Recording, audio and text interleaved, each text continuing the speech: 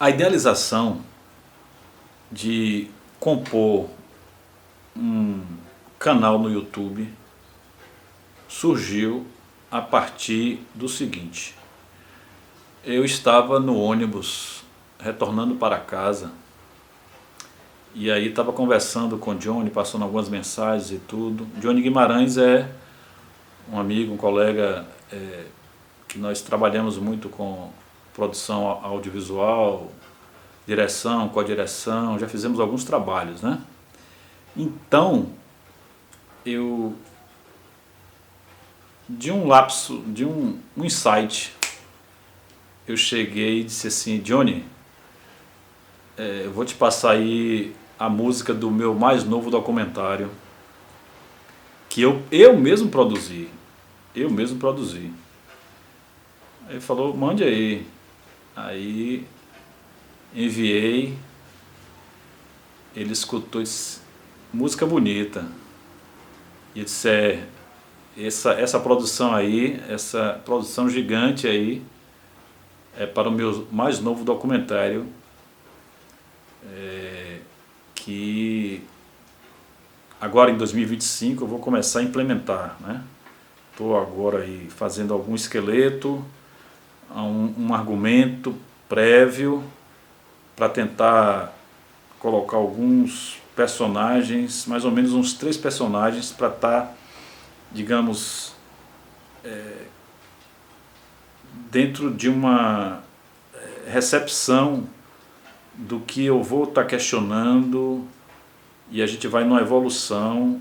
Eu ainda não tenho um recorte de quem são esses personagens, questão de gênero, questão de faixa etária, questão social, econômica, enfim, não tenho nada disso ainda. Mas aí eu estava conversando, né, com o Johnny, pronto, desci do ônibus, aí disse: rapaz, eu fiz uma brincadeira com o Johnny dizendo que é uma música para o meu documentário.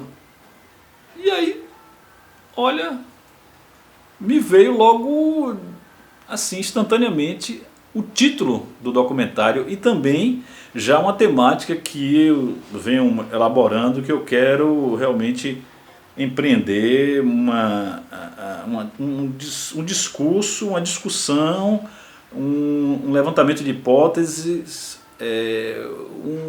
digamos assim, tentando buscar no mais íntimo de cada ser sobre questões que ainda vou revelar nos próximos episódios aí.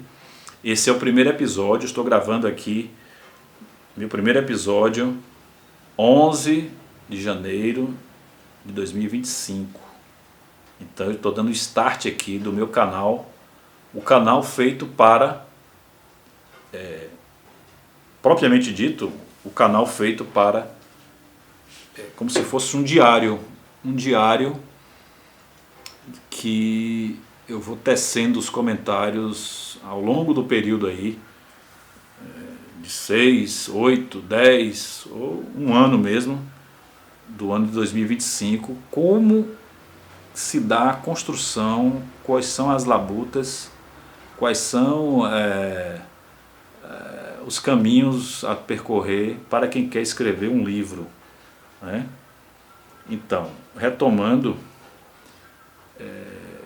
e aí me veio logo a ideia do título do livro. Eu caminhando para casa já, chegando em casa, aí me veio essa ideia: transição para um mundo distante. E aí, um título meio extenso, porém eu vou deixar para mais na frente tentar ir conversando com vocês aqui, para a gente tentar elucidar o que seria isso, de certa forma, né? O que está embutido nesse título aí, não é? Quais são, o que é que me vem à mente, o que é que realmente eu começo digamos, a imaginar, que eu começo a fazer digamos, um juízo de valor, a endereçar o que é que ele quer falar com isso, o que é que ele quer dizer com isso, com esse título, mas vamos para frente aí. Então, eu comecei, isso foi no dia 19 de dezembro, já finalizando aí o período de trabalho, já indo para o recesso. E eu comecei a escrever, eu comecei a rascunhar alguma coisa com a intenção de criar um projeto para o filme, para o documentário. Só que a coisa tomou digamos assim, um reverso, que agora é a escrita do livro que se tornou o carro-chefe, digamos. Ele deu pontapé inicial com a escrita do livro. E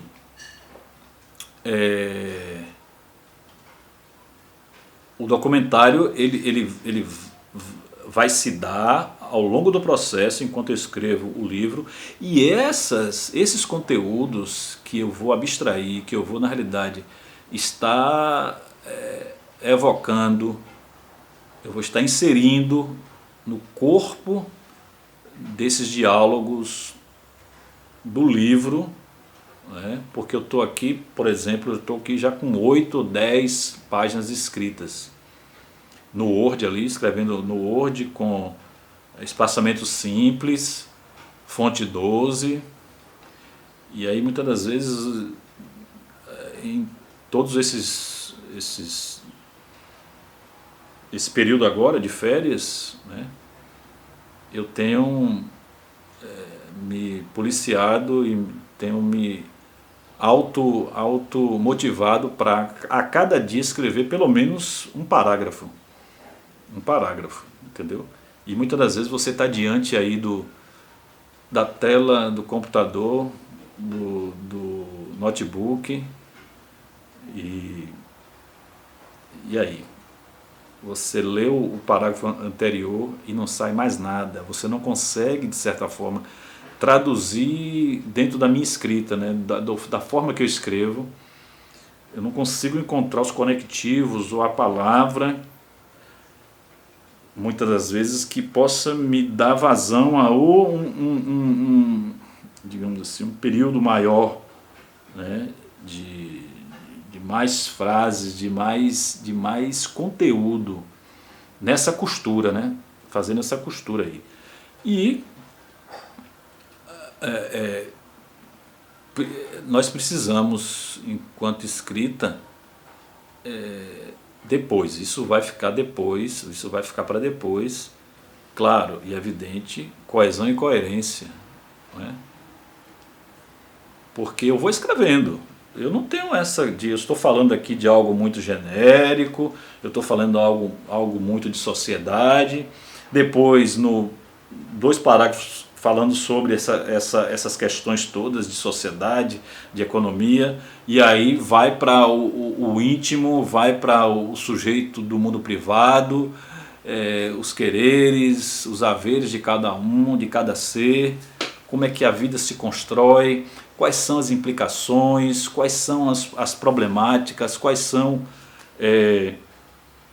enfim, tudo que, de certa forma, em um dia de 24 horas, o ser humano ele internaliza, ele projeta, ele propõe nas relações interpessoais, e como de alguma maneira, que vai se dando essa costura desses parágrafos. E aí eu vou dizer o seguinte, isso aqui é capital. Eu disse o seguinte, eu vou escrever o livro, mas em momento algum eu vou lançar mão de inteligência artificial. Porque hoje você pode escrever uma tese de doutorado. Hoje você com as plataformas que nós temos aí, hoje eu estou falando em 2025. Imagine que a velocidade é tão grande da inventividade, de a cada dia, a cada semana uma coisa nova se apresenta, se com imagem, se com vídeo, se com avatar, textos, composição de textos, criação de música, voz, né? Tem essa questão mesmo que já estão fazendo um clone de vozes, entendeu? E aí isso é um caminho sem volta, e há quem diga que, eu pegando mesmo, participando de uma live de 4 horas, agora no início de 2025, de um grande entusiasta, Alan Nicholas, que falando, um grande entusiasta da inteligência artificial, falando sobre, ele colocou até uma notícia, uma manchete, né, um post do CEO da Google falando sobre que a inteligência artificial comparativamente possa ser tão ou maior do que, mais importante do que a invenção do fogo e da eletricidade. Vejam que, e agora sim, eles estão idealizando aí já uma inteligência artificial que possa responder, que possa fazer todas as tarefas dos seres humanos, com rapidez, com eficiência, que o ser humano não teria capacidade de realmente empreender. E ele chegou a salientar também que no futuro, não muito distante assim, teremos a implementação dos governos, desse poder de assistencialista, a grande massa, né, o grande exército de trabalhadores aí que vão ficar, de certa forma, sem o exercício da sua profissão, porque as profissões estão tomando lugar, digamos, as tarefas dessas profissões. 10 pessoas que realizavam uma tarefa para chegar a um produto, uma só pessoa hoje pode dar um start e a máquina já vai realmente fazer todo o restante ali. Então a corrida é grande das Big Techs, muitas empresas também se movimentando, e um sem número do ramo do conhecimento, né? Eu acho que a gente vai ficar circundado, a gente vai ficar realmente envolto, a gente vai ficar realmente, todas as nossas atividades terão realmente a implementação da inteligência artificial. E os governos terão que lançar mão de uma renda básica universal, que eles chamam, né? Renda básica universal, que aí seria uma renda que o trabalhador, o cidadão iria receber, como temos aí os processos de assistencialismo, né? Os programas dos governos aí, do governo brasileiro, de atender a uma parcela da população que não tem, que vive na linha da miséria, na pobreza extrema, e que, de alguma forma, críticas para um lado, críticas para o outro, pontos de vista divergentes e convergentes, mas, para além disso, cada vez mais as máquinas estarão fazendo as atividades que os seres humanos, por hora, estão ainda realizando. E é um caminho sem volta. A inteligência artificial, ela realmente tende a fazer parte da nossa vida, sem sombra de dúvidas. Então, esse podcast, quer dizer, o canal do YouTube, eu implementei, e aí eu já tenho mais ou menos, já ao longo desses 20 dias aí, de já escrita do livro,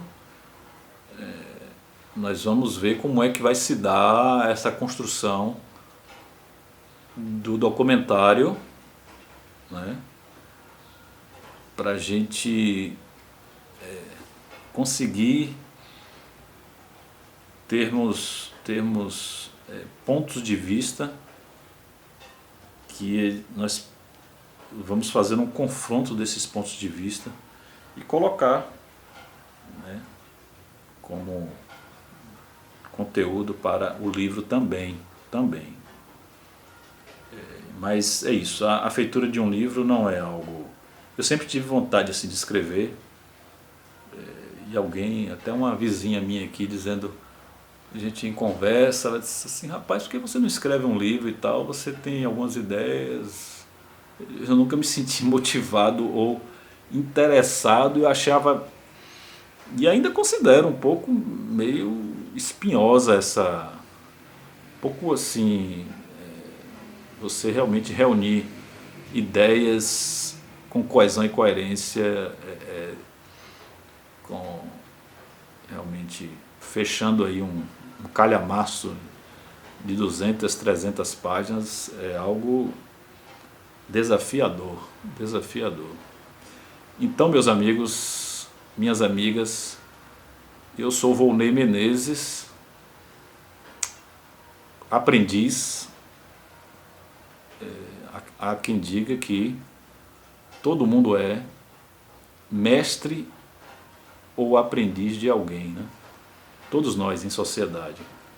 Então, eu aqui no meu quadrado, nas minhas vicissitudes, nos meus porquês, nos meus haveres, estou aqui também para contribuir de alguma forma que isso possa ficar para a posteridade. Quem está assistindo esse vídeo agora em 2100, por assim dizer, né? Com as transformações que aconteceram a partir da internet, de como você, digamos, empacotar arquivos, empacotar obras que de certa forma não só de forma física, mas sobretudo o que está na nuvem agora, né, de forma virtual. Os historiadores aí do futuro poderão consultar aí, e há quem diga até que a indústria cinematográfica vai sofrer um grande abalo ou ter que se repaginar, porque vamos estar guardando aí o primeiro filme feito totalmente por inteligência artificial. Eu quero ver para crer, crer para ver, e eu acho que isso não está muito distante de acontecer, não. Já estamos, a indústria fonográfica, não sei por que caminhos deva andar agora, como é que fica essa questão dos direitos autorais, se você produz através de um IA, não tem problema algum, você não está cometendo crime algum, e vamos ver o que as IAs podem fazer mais, e a produção de faixas musicais, entendeu? Em poucos minutos você constrói uma música. Isso é realmente disruptivo. Aí você também adentra por outros ramos do conhecimento, a medicina, a questão dos transportes, os carros autônomos aí, né? E também temos a questão econômica, a questão da criação. Nós somos o quê? Testemunhas da criação do dinheiro. O Bitcoin é a criação do dinheiro, efetivamente, que não tem alguém que possa gerenciar, alguém que possa dar, digamos, estar na condução dos processos de quem tem, de quem deixa de ter. O Bitcoin é uma revolução. a criptomoeda Bitcoin. Você tem as outras altcoins que tem um dono, de certa forma, que tem uma equipe, que tem um controle, digamos assim. Mas algo descentralizado, algo que não tem um dono, é algo que realmente nós somos felizardos em testemunhar. E veja que o Bitcoin agora está começando a ter uma evoluída aí, e há quem diga que cada vez mais só vamos ter aí ele como reserva de valor, né? E a implementação de cada país, de cada estado-nação, das CBDCs, que são as moedas digitais. Quer dizer, a moeda de cada país, digitalmente falando, né? Tendo um token, né? Os cidadãos aí, com um governo, com uma instituição central, coordenando todas essas transações aí. Então, nós temos o Drex, não é isso? Como a moeda brasileira. E o Pix foi apenas um ensaio. Mas, falando realmente mais detidamente agora sobre o que se trata o nosso documentário, e por assim dizer, o livro Transição para um Mundo Distante.